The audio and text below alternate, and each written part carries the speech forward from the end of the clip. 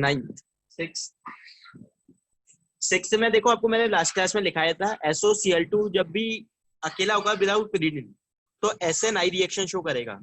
SNI का मतलब है कि रिटेंशन होने वाला है, जहां से लिविंग ग्रुप निकलेगा वहीं पर न्यूक्लियोफाइल ऐड होगा। तो आप जो लिविंग ग्रुप है OH उसे हटा दो वहां से और उसकी जगह पर Cl लगा दो।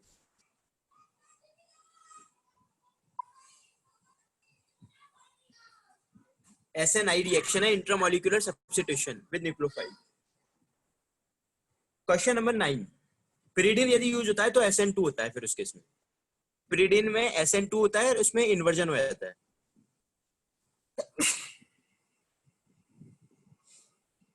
क्वेश्चन नंबर 9 की यदि हम बात करें, देखिए 9th कुछ इस तरह का क्वेश्चन आपके पास।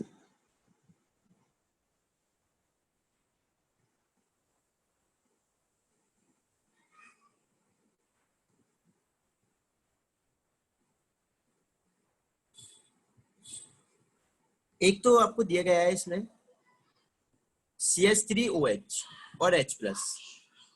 अब आप ध्यान से देखिए इस क्वेश्चन को, ये थोड़ा रिंग टाइप का स्ट्रक्चर है। जब भी रिंग टाइप का स्ट्रक्चर हो, साइक्लिक ईथर हो आपके पास, जब भी आपके पास इस तरह का साइक्लिक स्ट्रक्चर हो और एसिडिक मीडियम में रिएक्शन हो रही है, तो आपको रिंग को वहां से ब्रेक करना है जहां पर ज्यादा हिंड्रेंस है। जब भी एसिडिक मीडियम में रिएक्शन होती है तो रिंग आपकी हमेशा वहां से ब्रेक होगी जहां पर ज्यादा हिंड्रेंस होगा। और यदि बेसिक मीडियम में रिएक्शन होती है तो रिंग हमारे पास वहां से ब्रेक होगी जहां पर कम हिंड्रेंस है। अभी इन दोनों में से यदि मैं ज्यादा हिंडर्ड पोजीशन देखूं तो ये वाली ज्यादा हिंडर्ड पोजीशन है। सेकंड वाली जो बीच वाली पोजीशन है दैट इज मोस्ट हिंडर्ड। तो एसिडिक मीडियम में रिएक्शन हमेशा यहाँ से, रिंग हमेशा यहाँ से ब्रेक होती है। तो देखो जैसे ये ब्रेक होगा ये कुछ इस तरह का बनेगा। आपका H+ आप यहां पर तो आ जाएगा पॉजिटिव चार्ज, CH2O पे आएगा नेगेटिव चार्ज। इस तरह से ब्रेक होगा। ये वाला बॉन्ड ब्रेक किया है मैंने, O पे नेगेटिव और कार्बन पे पॉजिटिव। आपको ऐड करना है CH3OH, तो OCH3 तो यहां पर ऐड आ जाएगा क्योंकि इसमें न्यूक्लियोफाइल OCH3 है। तो आपके पास आंसर कुछ इस तरह से आएगा इसका।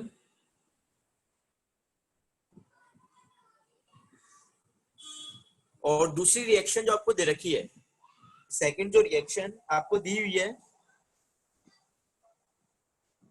ये कुछ इस तरह से है आपके पास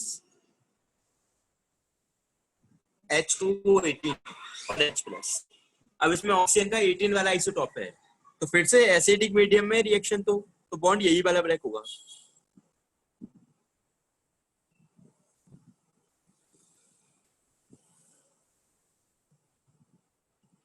अब देखो न्यूक्लियोफाइल क्या है आपके पास, OH है ना, तो OH तो आप यहाँ ऐड कर दो और यहाँ पर H आ जाएगा आपका।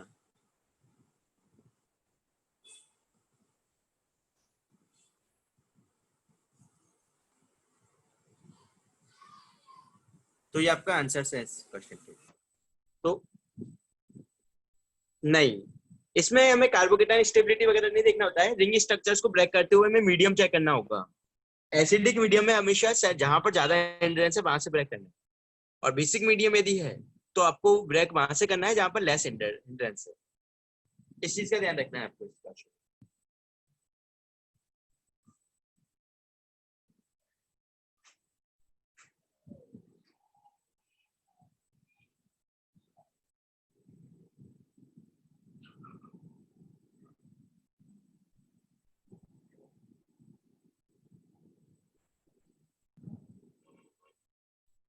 ओके, क्वेश्चन नंबर 4 की ओर बात कर लेते हैं हम। 4th क्वेश्चन मैंने लास्ट क्लास में छोड़ दिया था।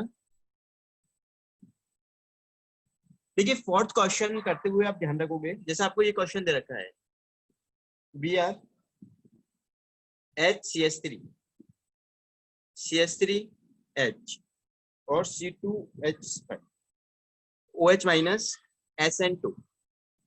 SN2 मतलब इन्वर्जन होने वाला है यहाँ पर। अब आप इन्वर्जन किस तरह से कराओगे इस रिएक्शन के अंदर, Br के प्लेस पर तो आप OH लगा दोगे, लेकिन आपको जो पहली वाली रॉ है इसके कंपाउंड्स को इन्वर्ट कर देना है। Br के प्लेस पे तो आप OH लगा दोगे, लेकिन फर्स्ट रॉ के जो कंपाउंड्स है उन्हें इंटरचेंज करना है, मतलब ये दोनों को इन्वर्ट कर देना है। CH3H इस तरह से इन्वर्जन आपको करना होता है। इसमें इन्वर्जन हम कैसे करेंगे, जैसे पहला वाला आपने लगाया है, यहाँ पर बी आर के लिविंग ग्रुप है, यहाँ पर OH आएगा, और फर्स्ट जो रो है इसमें इंटरचेंज आप अप्लाई कर दोगे। सपोज मैं बोल दूं कि ये आपका फर्स्ट कार्बन है, ये क्या है, फर्स्ट कार्बन है, क्योंकि ये ऊपर वाला तो कार्बन है नहीं। अब जैसे ये 1 में आ रहा है, इन्वर्जन के बाद क्या हो जाएगा, ये क्या ये 1s होगा, नहीं होगा?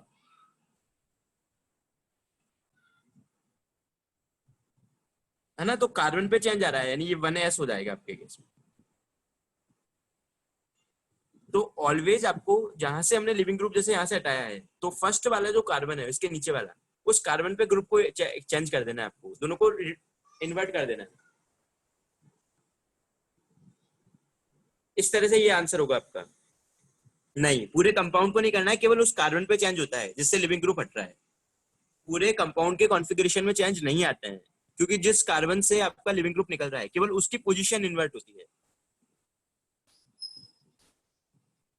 जैसे इससे निकला है क्या लिविंग ग्रुप आपका, यदि ये R है तो बनने वाला जो प्रोडक्ट है वो S आ जाएगा ऊपर वाले कार्बन पर, नीचे वाला सेम रहेगा, केवल ऊपर वाले में चेंज होगा।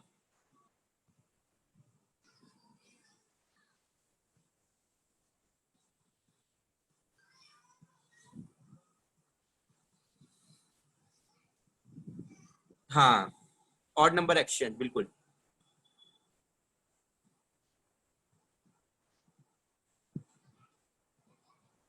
अब आपको चेंज करके देख लेना है, इन दोनों को चेंज करके देख लो एक बार आप।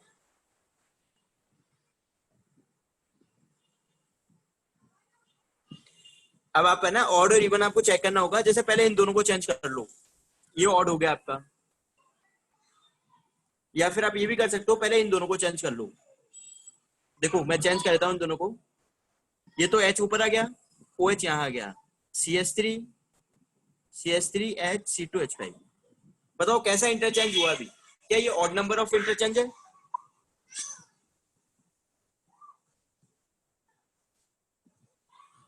एक बार फिर से कर देता हूं मैं इन दोनों को।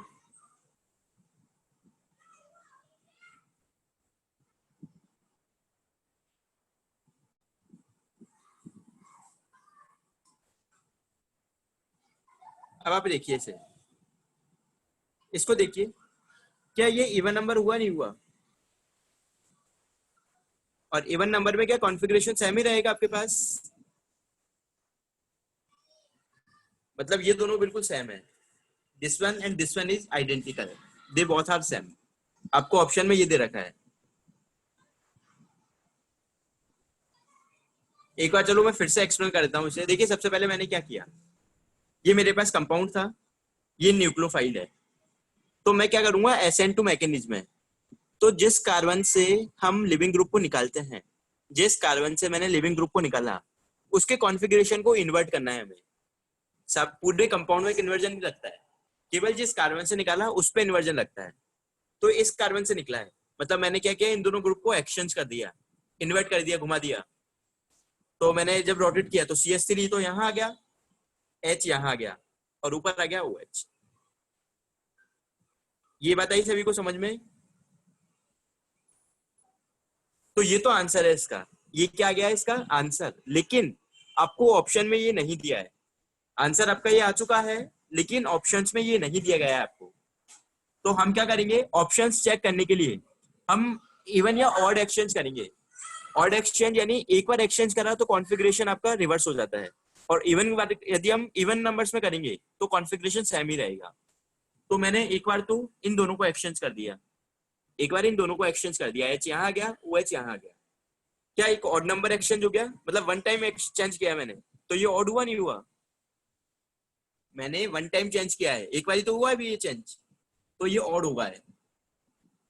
अब इतना करने के बाद मैंने इन दोनों को फिर से चेंज कर दिया, CH3 ऊपर आ गया, H नीचे आ गया। क्या 2 बार चेंज हो गया? अब ये कौन सा टाइम हुआ, सेकंड टाइम। क्या इवन नंबर हुआ, नहीं हुआ?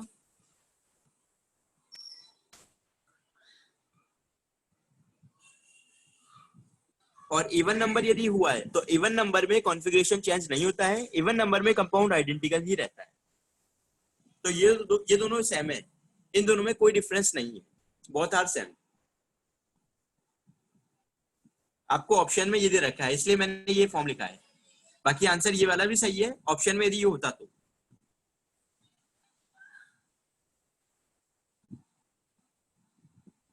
आई बात आपको समझ में सभी को?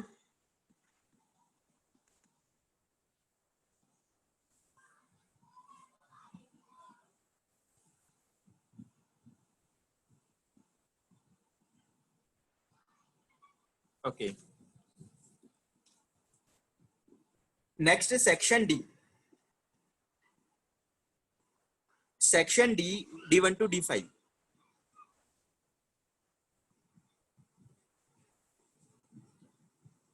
D2 के अंदर आपको स्टेबल कार्बोकेटाइन देखना है। इवन रिएक्शन मतलब two step reaction, formation of carbocation होता है। देखिए कौन से ऑप्शन में मैक्सिमम स्टेबल कार्बोकेटाइन आपको दे रखा है। Which one is the maximum stabilize carbocation in the second question? Option number A, जिसमें आपका डांसिंग रेजोनेंस है। So answer will be A.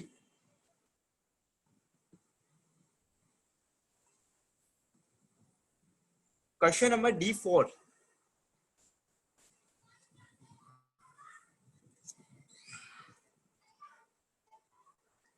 D4 कुछ इस तरह का क्वेश्चन है आपके पास। OH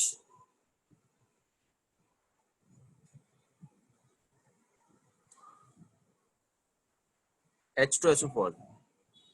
देखो H प्लस देगा, यहाँ से डिहाइड्रेशन हमें कराना है, तो सबसे पहले तो कार्बोकेटाइन बनाएंगे।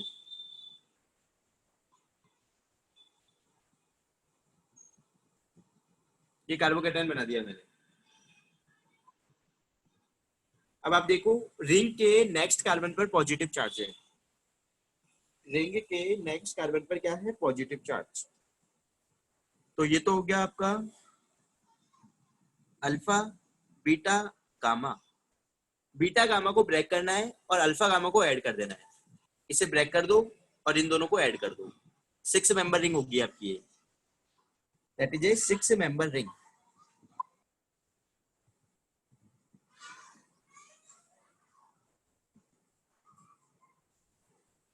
पॉजिटिव चार्ज आपका बीटा पे आ जाएगा।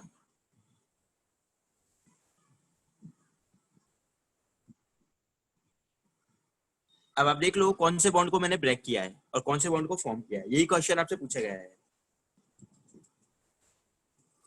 बीटा गामा ब्रेक होता है और अल्फा गामा ऐड होता है। देखो आपको स्टेप में क्वेश्चन में ही दे रखी है।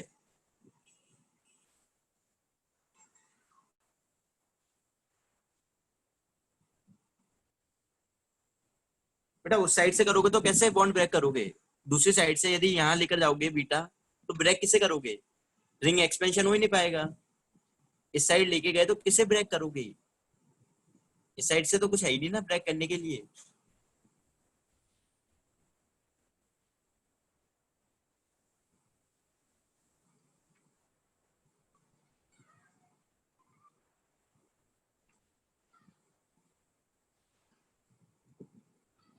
फिफ्थ में भी डिहाइड्रेशन आपके पास।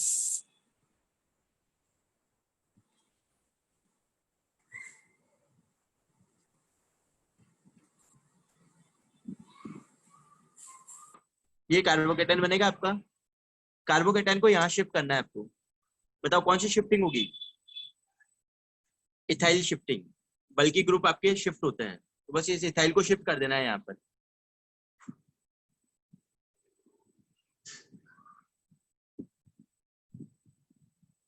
ये इस तरह से ये जो इथाइल ग्रुप है इसे मैंने आगे शिफ्ट कर दिया है। अब आप H प्लस को निकाल के अल्कीन फॉर्मेशन कर लीजिए। H प्लस निकाल लो, यहाँ से अल्कीन फॉर्मेशन आ जाएगा।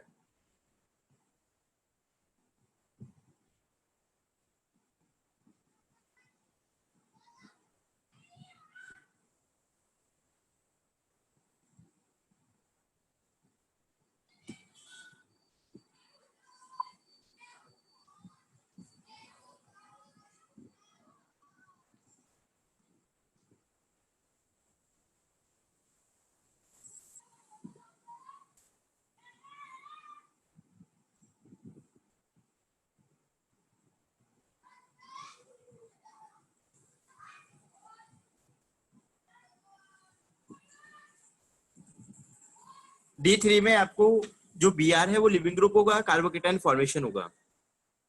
इवन रिएक्शन है D3। D3 में आपके पास इवन रिएक्शन है।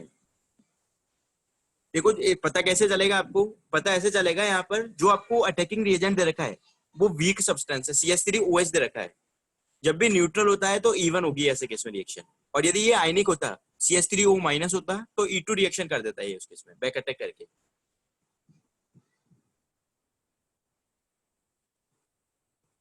तो Vr लीविंग ग्रुप है, कार्बोकेटाइन फॉर्मेशन होगा, इसके बाद आप रिंग एक्सपेंशन करोगे इसमें।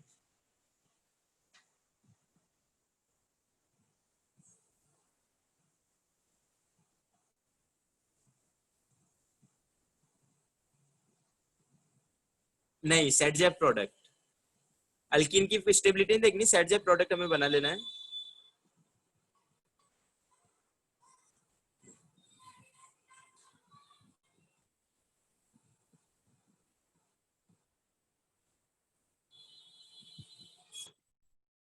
रिंग एक्सपेंशन करा के आप सेट जेप प्रोडक्ट लिख लीजिए, क्या आएगा।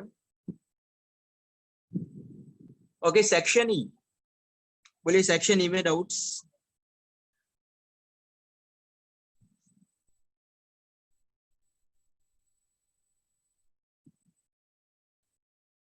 क्वेश्चन नंबर 1 में आपसे पूछा है E2 रिएक्शन कौन शो नहीं करेगा। क्या जिस कार्बन पर ब्रोमीन लिंक है आपका, जिस कार्बन पर ब्रोमीन लिंक है उस, यदि जैसे मैं सपोज एलिमिनेशन कर रहा हूं तो यहाँ से डिहाइड्रो हेलोजिनेशन होगा आपका, HBr एलिमिनेट होगा। क्या जिस कार्बन पर ब्रोमीन लिंक है उसके बगल वाले कार्बन पर हाइड्रोजन होना चाहिए या नहीं। यदि मैं HBr एलिमिनेट करना है मुझे, जिस कार्बन पर हेलोजन लिंक है इस तरह से होना चाहिए ना कुछ, जैसे ये है आपके पास CH3CH2Br एलिमिनेशन करना है, तो देखो Br तो यहाँ से जाता है आपका और H यहाँ से जाता है, ये कुछ इस तरह से बन जाती है रिएक्शन। लेकिन यदि मैं इसे कुछ इस तरह से लिख दूं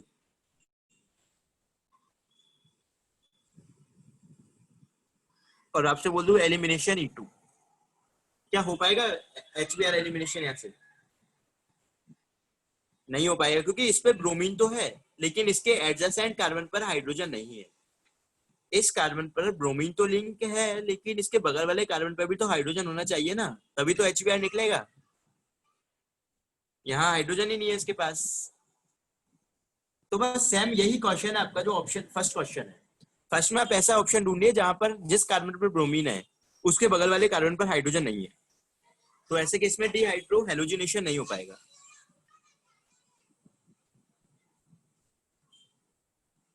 ऑप्शन नंबर सी में आप देखो, जिस कार्बन पर ब्रोमीन लिंक है उसके एडजेसेंट कार्बन पर हाइड्रोजन नहीं है।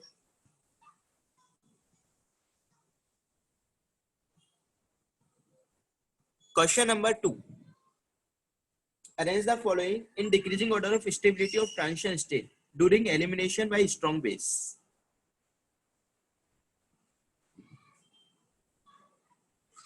तो आपको कार्बोकेटाइन यहाँ पर स्टेबिलिटी चेक कर लेनी है।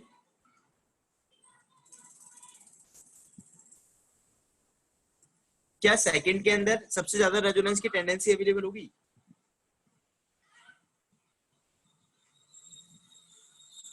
क्या सेकंड के अंदर सबसे ज्यादा रेजोनेंस अवेलेबल होगा आपके पास।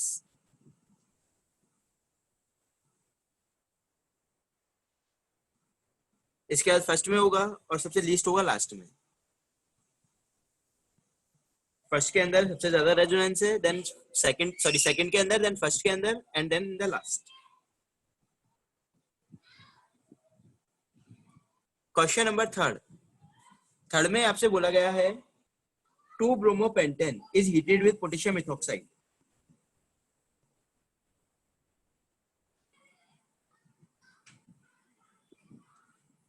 ये तो हो गया आपके पास 2-bromopentane, इसे हीट किया गया है पोटेशियम इथॉक्साइड इन इथेनॉल, डिहाइड्रोहेलोजिनेशन मेजर प्रोडक्ट आपको पूछा गया है। तो ये एक एंटी एडिशन प्रोसेस होती है आपकी, ये सॉरी एंटी एलिमिनेशन,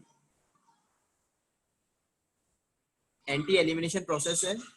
Br के अपोजिट में होना चाहिए H, तो यहाँ से Br निकालोगे आप, यहाँ से H निकालोगे और जो आंसर होगा वो आपका ट्रांसफॉर्म होगा। इस तरह के डिहाइड्रो एलोजिनेशन में यदि हम स्टीरियोकेमिस्ट्री की बात करें तो एंटी एलिमिनेशन होते हैं ये। जैसे बी आर यहाँ से जा रहा है तो एच इधर से जाएगा आपका, तो ये आपको ट्रांस प्रोडक्ट देंगे आंसर्स में।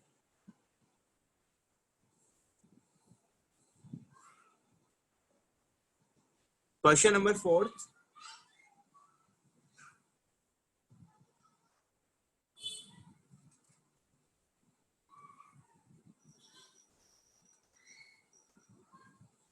नहीं टर्मिनल क्यों होगा इसमें, बल्कि बेस थोड़ी है आपके पास बेटा, ये बल्कि बेस ये नहीं होता है, बल्कि बेस होता है 3 डिग्री वाला, ये बल्कि बेस है, ये बल्कि बेस, ये थोड़ी बल्कि बेस है, ये तो 1 डिग्री वाला ही है ना।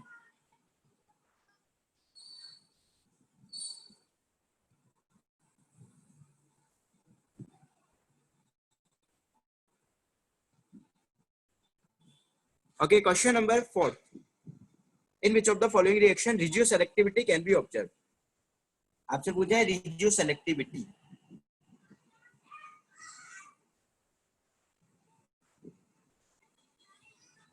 रिजियो सेलेक्टिविटी का मतलब है कि आपको एक से ज्यादा प्रोडक्ट मिले। रिजियो सेलेक्टिविटी का मतलब है कि प्रोडक्ट हमारे पास एक से ज्यादा है लेकिन उनमें एक मेजर प्रोडक्ट है।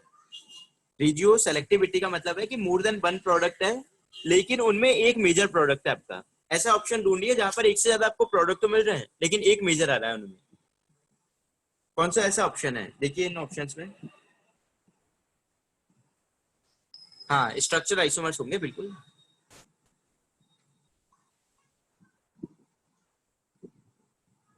But one should be the major product. बताइए कौन सा ऑप्शन आ रहा है। Yes, option number C. बेटा ऑप्शन डी में नहीं होगा, डी हाइड्रो एलोजिनेशन ही नहीं होगा ऑप्शन डी में, तो क्योंकि देखो जिसपे क्लोरीन है उसके बगल वाले कार्बन पर हाइड्रोजन है ही नहीं ऑप्शन डी में, तो वहां तो डी हाइड्रो एलोजिनेशन हो ही नहीं सकता है। ऑप्शन सी में होगा। सी में आपको एक से ज्यादा पॉसिबल प्रोडक्ट मिलेंगे लेकिन एक मेजर होगा, सेट जेफ वाला।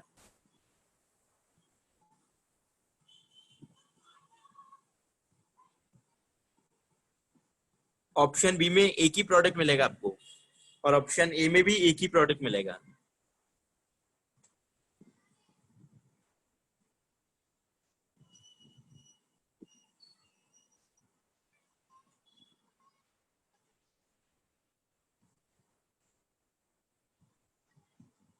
क्वेश्चन नंबर E5,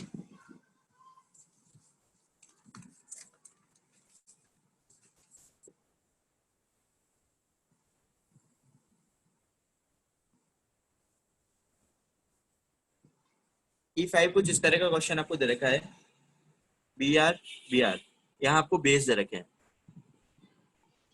तो देखो पहले तो यहाँ से आपके पास H जाएगा और यहाँ से Br जाएगा, तो एक डबल बॉन्ड तो यहाँ फॉर्म हो जाएगा, एक Br यहाँ से जाएगा और एक H यहाँ से जाएगा, तो एक डबल बॉन्ड आपके पास यहाँ फॉर्म हो जाएगा। तो आपका जो आंसर आएगा वो कुछ इस तरह का आ जाएगा, H यहाँ से गया, Br यहाँ से गया, H यहाँ से गया, Br यहाँ से गया, तो इस तरह का रेजोनेटिंग सिस्टम फॉर्म हो जाता है।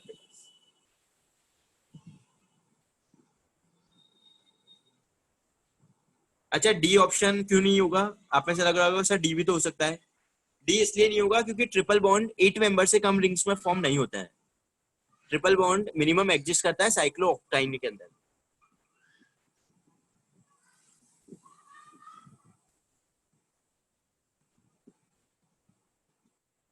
क्वेश्चन नंबर E6 भी एक स्टीरियोकेमिस्ट्री का ही क्वेश्चन है आपका। देखिए आपको,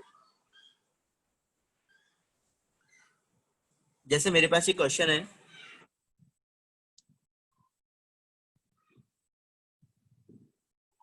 फाइनल प्रोडक्ट देखना है इस तरह के क्वेश्चंस में हमें फाइनल प्रोडक्ट्स देखने हैं। जैसे ये Cl है, अब ये ना मुझे डिहाइड्रो एलोजिनेशन कराना है, यहाँ पर मुझे क्या निकालना है, HCl। तो ये चीज आपको याद रखनी है, जैसे Cl आपका आउटवर्ड है, Cl कहां पर है, आउटवर्ड, तो जो हाइड्रोजन है वो इनवर्ड होना चाहिए यहाँ पर, तभी डिहाइड्रो एलोजिनेशन होगा। हाइड्रोजन क्या होना चाहिए आपका, इनवर्ड, दोनों एंटी पर होने चाहिए, एंटी एलिमिनेशन होते हैं ये, यदि हाइड्रोजन भी आपका आउटवर्ड है।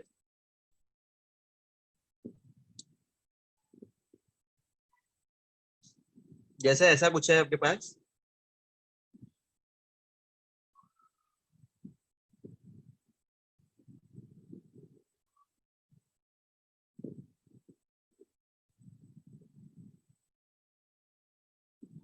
ऐसा कुछ दे रखा है आपको।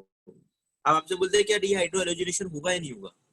तो देखो Cl यहाँ पर है, लेकिन हाइड्रोजन भी आउटवर्ड है और यहाँ भी आउटवर्ड है, तो एल्कोहलिक KOH के साथ ये रिएक्शन शो नहीं करेगा, बिकॉज हाइड्रोजन एंड क्लोरीन ये दोनों में कंडीशन है। देखो हमने एक रिएक्शन डी हेलोजिनेशन भी पढ़ी थी जिंक के साथ, तो दोनों जो Cl है वो आपके एंटी पर होने चाहिए तो, और यदि एल्कोहलिक KOH से हम करा रहे हैं तो हाइड्रोजन और हेलोजन आपके एंटी पर होने चाहिए, तभी होगी ये रिएक्शन। यदि एंटी पर नहीं है तो रिएक्शन नहीं हो पाएगी। आपके पास जो ऑप्शंस है वो आपको कुछ इसी तरह से चेक करना है। देखिए जैसे आपको इस तरह का ऑप्शन दे दिया, Cl, और एक ऑप्शन आपको यहाँ पर दे दिया है Cl, Cl, जैसे ये दे दिया आपको। अभी आप देखो ये Cl इनवर्ड है, तो बताओ हाइड्रोजन की डायरेक्शन क्या होगी। ये वाला Cl आपका इनवर्ड है, तो हाइड्रोजन की डायरेक्शन क्या होगी, आउटवर्ड, तो ये हाइड्रोजन आ जाएगा। ऐसे ही यहाँ पर आ जाएगा हाइड्रोजन। अब आप देखिए क्या ये हाइड्रो डिहाइड्रो हेलोजिनेशन कर पाएगा, नहीं कर पाएगा, क्योंकि दोनों सेम डायरेक्शन में आ गए हैं, दोनों सिमिलर डायरेक्शन में आ चुके हैं। ऐसे ही यहाँ से देखो क्या यहाँ से कर पाएगा ये डिहाइड्रो हेलोजिनेशन, नहीं, यानी यहाँ पर डिहाइड्रो हेलोजिनेशन नहीं हो पाएगा, इसके अंदर डिहाइड्रो हेलोजिनेशन नहीं हो पाएगा। अब आप एक बार फटाफट ऑप्शंस को चेक कीजिए और आंसर देख के बताइए कि क्या आंसर होगा। खुद से आप एक बार आंसर मैच कीजिए।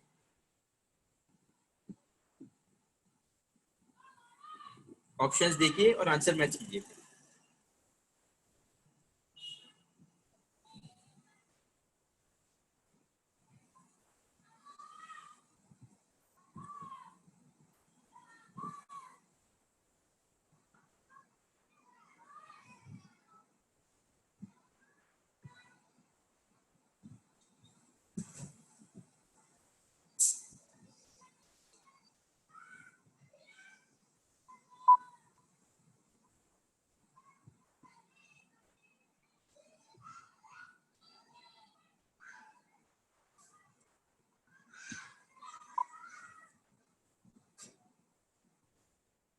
चलो देखते हैं ऑप्शन से एक बार।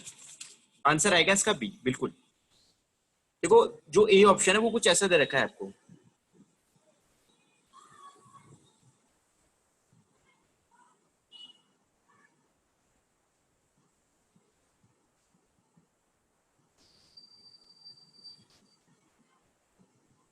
ये आपको दे रखा है ऑप्शन है।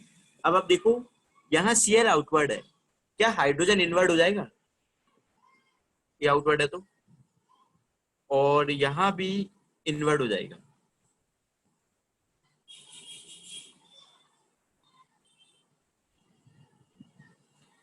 क्या दोनों साइड से डिहाइड्रो हेलोजिनेशन हो सकता है इसमें, देखो एंटी पर आ गए दोनों, यह भी दोनों एंटी पर है, तो ये तो मोस्ट रिएक्टिव होगा। और सेकंड ऑप्शन वो देखो, ये कुछ इस तरह से दे रखा है आपको,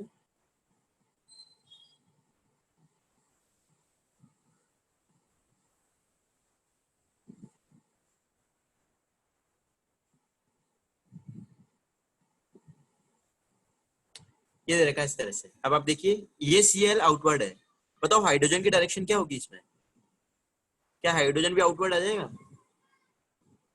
और ऐसे इसमें चेक करूं, ये हाइड्रोजन आ गया आपका।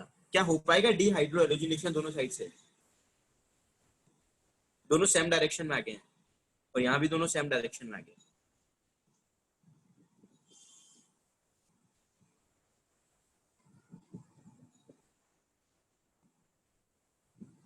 तो ये आपका लीस्ट रिएक्टिव होगा।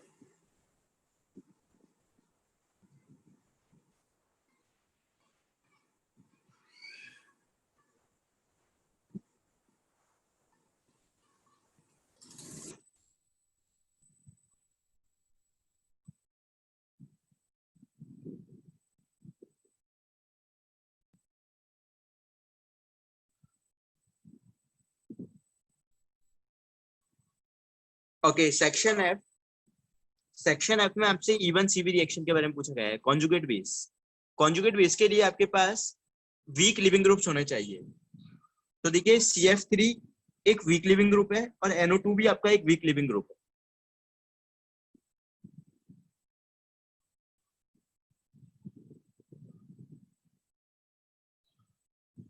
और वीक लिविंग ग्रुप जहां भी होते हैं वहां पर E1 कॉन्जुगेट बेस रिएक्शंस होती है।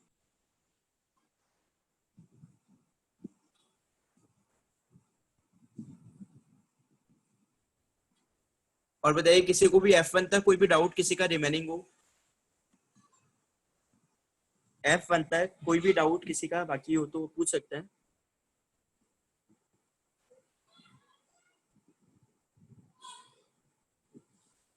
बेटा F1 में हमें लिविंग ग्रुप देखना है केवल। जैसे जो लिविंग ग्रुप है हमारे पास वो वीक लिविंग ग्रुप होने चाहिए।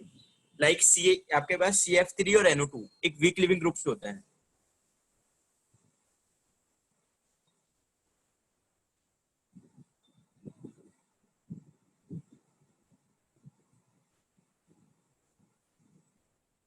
हाँ बिल्कुल।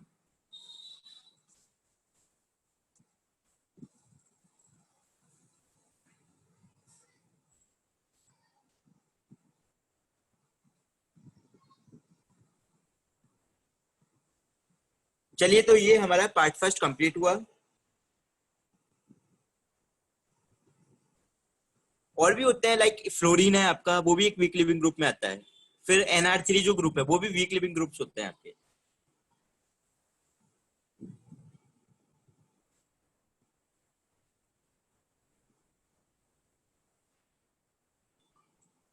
तो पार्ट फर्स्ट ही हमारा कंप्लीट हुआ। नेक्स्ट क्लास में आप पार्ट सेकंड और एक्सरसाइज नंबर 2 कंप्लीट करके आओगे। अभी हम स्टार्ट करने जा रहे हैं हमारा next chapter, alcohol phenol and ether. तो आप हेडिंग डाल दोगे next alcohol phenol and ether.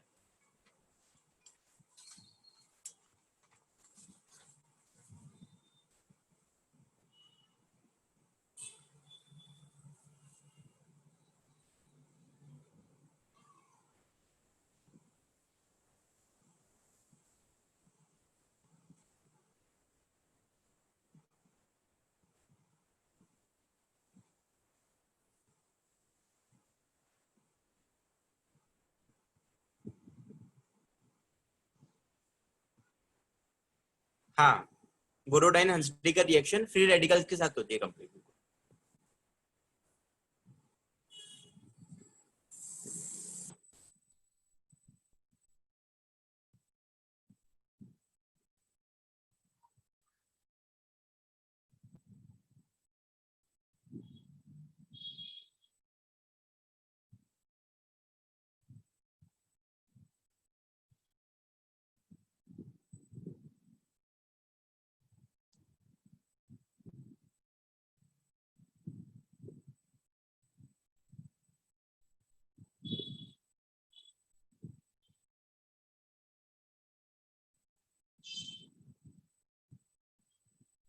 चलिए स्टार्ट करते हैं हम अल्कोहल से। देखिए सबसे पहले हम अल्कोहल की बात करें तो हमारे पास इस तरह का एक फंक्शनल ग्रुप होगा ROH।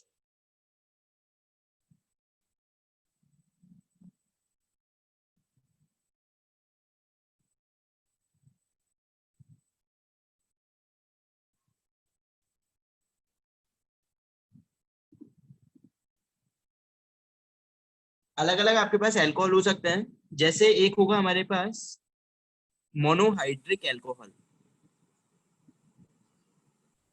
मोनोहाइड्रिक अल्कोहल का मतलब है कोई भी एक ऐसा अल्कोहल का टाइप जिसमें केवल एक OH ग्रुप है। मोनोहाइड्रिक अल्कोहल का मतलब होगा कोई भी एक ऐसा अल्कोहल का टाइप जिसमें केवल और केवल एक सिंगल OH है, उसे हम बोलेंगे मोनोहाइड्रिक अल्कोहल। जैसे सिंपल मैंने लिख दिया मीथेनॉल, फिनॉल, वेंजाइलिक अल्कोहल, ये सारे आपके मोनोहाइड्रिक अल्कोहल है। तो मोनोहाइड्रिक अल्कोहल मतलब आपके पास होगा केवल और केवल एक ऐसा अल्कोहल जिसमें एक OH ग्रुप होगा।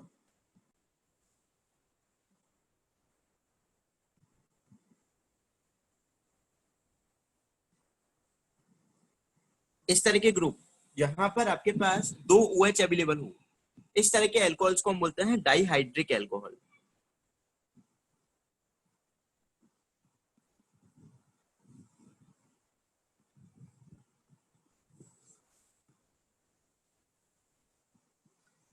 नहीं, ऐसा जरूरी नहीं है, कैसे भी हो सकते हैं। जैसे ये भी हो गया, ये भी डाइहाइड्रिक है।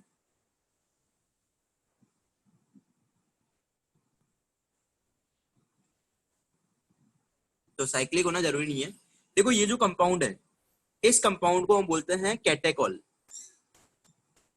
ये जो कंपाउंड है आपका, दैट इज कैटेकॉल। इसे हम 1,2-डाइहाइड्रोक्सी बेंजीन के नाम से भी जानते हैं। This compound is also known as 1,2-डाइहाइड्रोक्सी बेंजीन या कैटेकॉल। ऐसे ही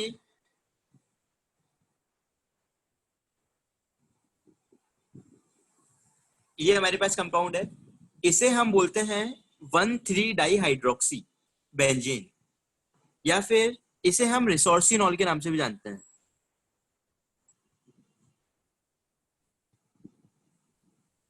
और एक और कंपाउंड है मेरे पास, इसे हम बोलते हैं 1,4-डाइहाइड्रोक्सी बेंजीन, या इसे हम हाइड्रोक्विनॉल के नाम से भी जानते हैं। तो डाइहाइड्रिक में आप इन तीनों का नाम याद रखोगे, आपको बोर्ड्स में पूछे जा सकते हैं ये तीनों नाम। दैट इज 1,2-डाइहाइड्रोक्सी बेंजीन, इसे हम कैटेकॉल बोलते हैं। 1,3-डाइहाइड्रोक्सी बेंजीन, इसे रिसोर्सिनॉल बोलते हैं। और 1,4-डाइहाइड्रोक्सी बेंजीन, इसे हाइड्रोक्विनॉल बोलते हैं। तो तीनों नाम आपको याद रखने हैं। ये भी आपका एक डाइहाइड्रिक एल्कोहल है। डाइहाइड्रिक एल्कोहल है और इस कंपाउंड को हम बोलते हैं इथाइलिन ग्लाइकोल। ऑलरेडी काफी बार हम इसके बारे में पढ़ चुके हैं। या फिर this is known as ethane 1,2-डाइऑल। IUPAC में इसे हम इथेन 1,2-डाइऑल लिखेंगे।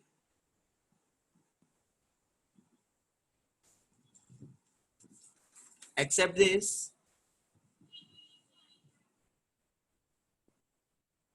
इस तरह के भी कुछ हमारे पास कंपाउंड हो सकते हैं।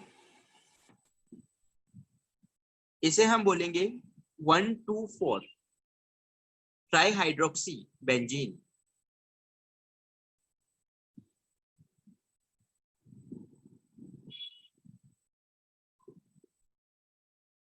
नॉन साइक्लिक कंपाउंड भी आपके पास हो सकते हैं।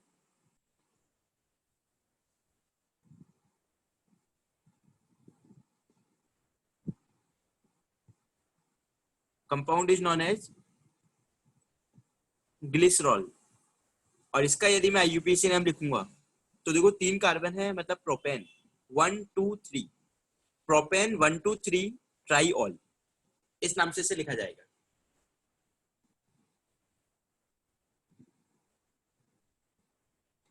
तो on the basis of number of hydroxy group हम एल्कोहल्स का क्लासिफिकेशन करते हैं मोनोहाइड्रिक, डाइहाइड्रिक और ट्राईहाइड्रिक।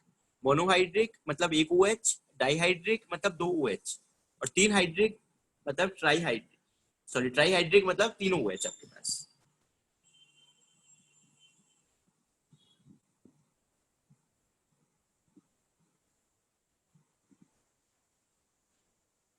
अच्छा देखिए, एक हमारे पास ये कंपाउंड है फिनॉल,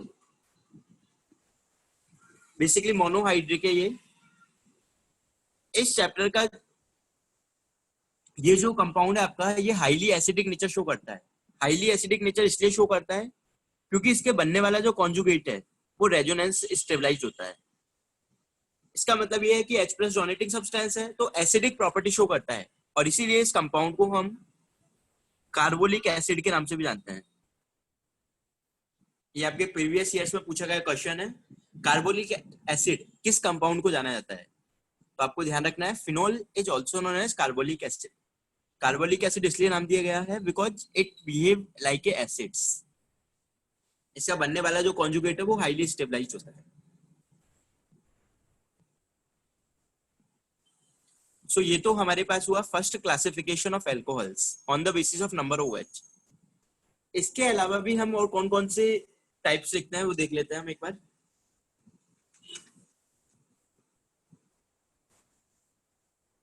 नेक्स्ट टाइप की हम बात करें तो हमारे पास आते हैं प्राइमरी, सेकेंडरी और टर्शरी, तीन तरह के एल्कोहल्स आते हैं। ये आपके पास प्राइमरी एल्कोहल होगा,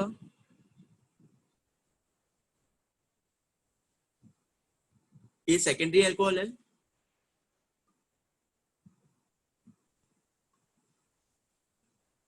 और ये टर्शरी एल्कोहल है। जिस कार्बन से OH लिंक है वो कार्बन एक से लिंक है तो प्राइमरी, ये कार्बन दो से लिंक है तो सेकेंडरी, और ये कार्बन तीन से लिंक है तो ये टर्शरी। देखिए कई बार हमें इस तरह के क्वेश्चंस मिलते हैं जिनमें हमें कंफ्यूजन होने लगता है।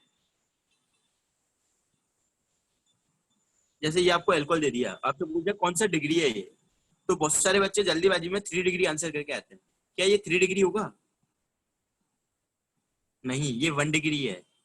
तो जल्दी हमें नहीं करनी है, कई बार आपको स्कूल की एग्जाम्स में आपसे डिग्रीज पूछेंगे इस पर बेस, तो आपको आराम से देखना है। 1 डिग्री है, देखो ये एक ही कार्बन से तो लिंक है ये।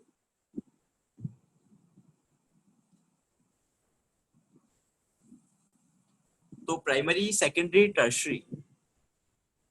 नेक्स्ट यदि हम देखें तो अगेन हमारे पास एल्कोहल्स में भी एक टाइप है एलाइलिक और विनाइलिक। एलाइलिक का मतलब है डबल बॉन्डेड कार्बन से जो कार्बन लिंक है उससे एल्कोहल का लिंक होना, इसको हम बोलते हैं एलाइलिक एल्कोहल। और डायरेक्टली यदि डबल बॉन्डेड कार्बन से मैं लिंक कर दूं तो इसको हम बोलेंगे विनाइलिक एल्कोहल।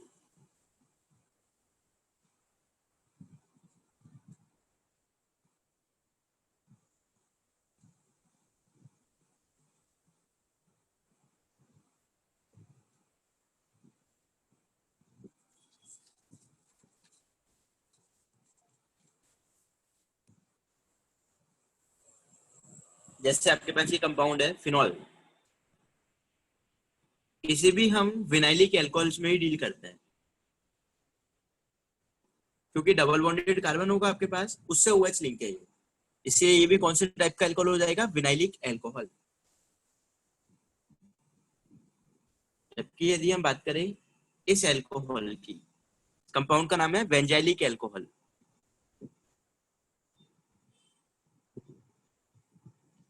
बताओ क्या होगा इसका IUPAC नाम? हाँ, ये एलाइलिक होगा एक तो। What will be the IUPAC name of the compound?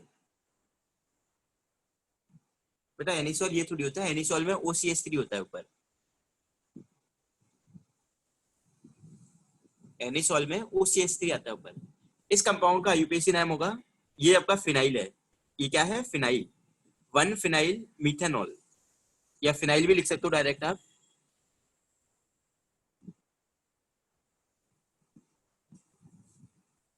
ये नंबर 1 कार्बन, इस पे फिनाइल लिंक है, तो IUPAC नाम हम लिख देंगे इसका 1 फिनाइल मीथेनॉल।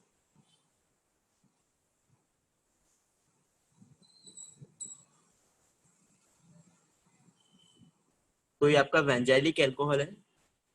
इसके अलावा आपसे कई बार, जैसे हम बात करें जेमिनल और विसिनल टर्म्स की, क्या जेमिनल डाइऑल एग्जिस्ट कर सकते हैं?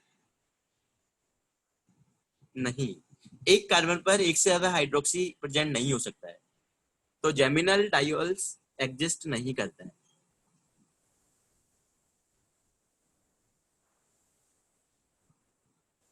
लेकिन विसिनल आपके एग्जिस्ट कर सकते हैं।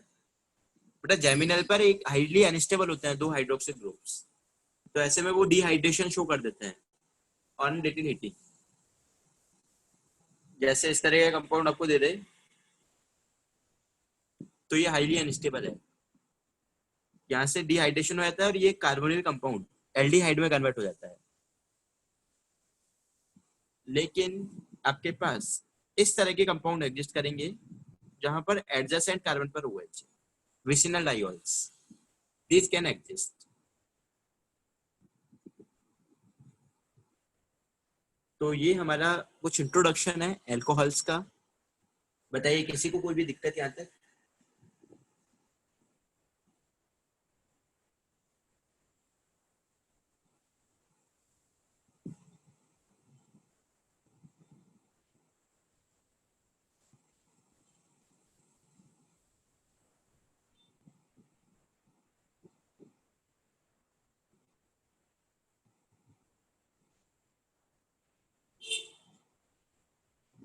चलिए, तो ये हमने इंट्रोडक्शन कंप्लीट किया है। नेक्स्ट क्लास में हम देखेंगे आइसोमेरिज्म की एल्कोहल कौन कौन से आइसोमेरिज्म शो कर सकते हैं, क्या क्या आईयूपीएसी हो सकते हैं।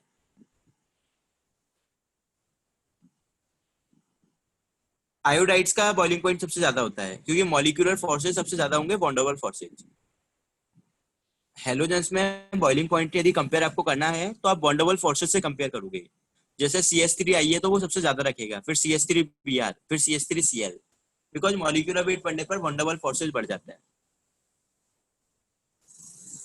हाँ, सरफेस एरिया बाद में देखते हैं, पहले हम मॉलिक्यूलर मास देख लेंगे ना, क्योंकि सब में सरफेस एरिया तो ऑलमोस्ट एक जैसा ही दिखेगा हमें। फिर यदि हमारे पास ब्रांचेस वगैरह है तो फिर हम सरफेस एरिया कंसिडर कर लेते हैं।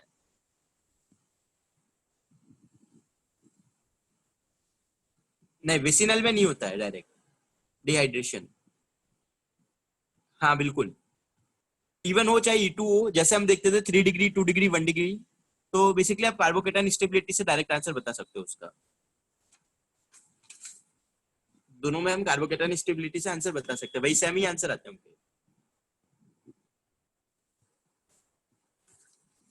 अच्छा, टेस्ट का आपको सिलेबस ऑलरेडी मैंने बता दिया है।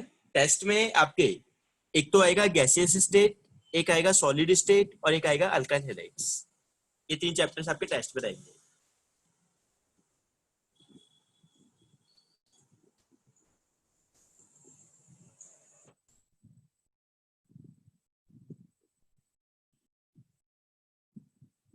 बेटा लेकिन वो HF में होता है, CH3F में थोड़ी हो गई हाइड्रोजन बॉन्डिंग। फ्लोरीन आपका हाइड्रोजन फ्लोरीन होंगे, HF होगा तब हाइड्रोजन बॉन्डिंग होगी। CH3F में हाइड्रोजन बॉन्डिंग थोड़ी होगी, हाइड्रोजन तो कार्बन से लिंक हो गया उस केस में।